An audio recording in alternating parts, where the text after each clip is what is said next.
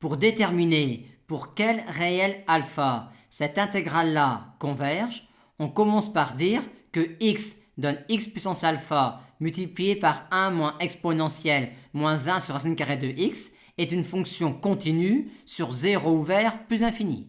Maintenant, cet équivalent-là en 0 nous dit que l'intégrale de 0 à 1 de cette fonction-là converge si et seulement si moins alpha est strictement plus petit que 1, c'est-à-dire si et seulement si alpha est strictement plus grand que moins 1. Et cet équivalent-là en plus infini nous dit que l'intégrale de 1 à plus infini de cette fonction-là converge si et seulement si moins alpha plus 1 demi est strictement plus grand que 1, c'est-à-dire si et seulement si alpha est strictement plus petit que moins 1 demi. En conclusion, I alpha converge si et seulement si alpha appartient à l'intervalle ouvert moins 1, moins 1 demi.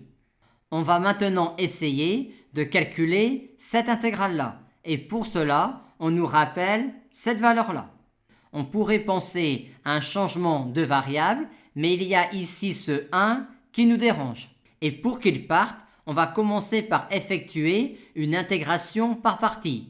Intégration par partie que l'on ne va pas effectuer sur cette intégrale-là, mais sur cette intégrale-là.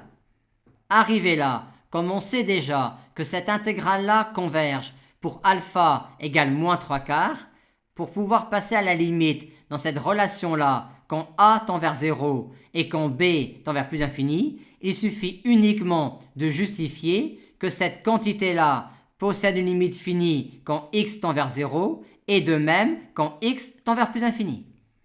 Quand x tend vers 0, c'est évident, et quand x tend vers plus infini également, en se rappelant cet équivalent-là.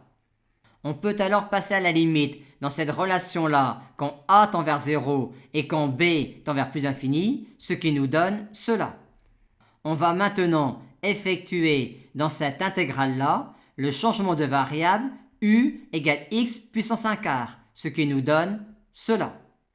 Et arrivé là, pour utiliser cette valeur-là, on se rend compte que l'on va devoir encore effectuer une intégration par partie. Intégration par partie que l'on ne va pas effectuer sur cette intégrale-là, mais sur celle-là. Et comme on sait déjà que cette intégrale-là converge, pour justifier que l'on puisse passer à la limite dans cette relation-là quand b tend vers plus infini, il suffit de dire que cette quantité-là possède une limite finie quand u tend vers plus infini, limite qui est 0, ce qui nous permet d'écrire cette égalité-là par passage à la limite et ce qui achève le calcul de cette intégrale-là.